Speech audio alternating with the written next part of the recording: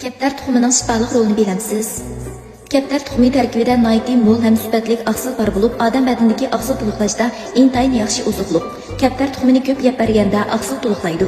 Oqsilning to'liqlanishi odam badanining immunitet kuchini oshirib, badan sutini oshirib, kasalliklarga taqobil turish iqtidorini yuqori ko'taradi. Kaptar tuxumi qon ozlik kasaliga davo bo'ladi.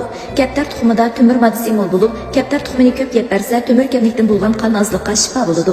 Terini parqaroq qiladi, buzilgan terilarni asli keltiradi. Kaptar tuxumi suyak shalanishining oldini olishga foydali. Kaptar tuxumining tarkibida kalsiy, fosfor, magniy qatorliq mineral moddalar nihoyatda mo'l bo'lib, kaptar tuxumini ko'p yeb berganda suyak shalanish kasalining oldini olg'ili hamda davolag'ili bo'ladi. Kaptar tuxumi ahli emgak qiluvchilarning go'har yemakligi. Kaptar tuxumining tarkibidagi letsitin va folin odatdagi tuxumdan to'g'ri 3-4 darajasi yuqori bo'lib, bu ikki xil modda yuqori darajadagi ahli faoliyat o'tashi bo'lib, ahli emgakchilar uchun eng yaxshi quvvat to'liqlash bo'ladi. Kaptar tuxumining ko'rish quvvatini oshirish roli intayin yaxshi.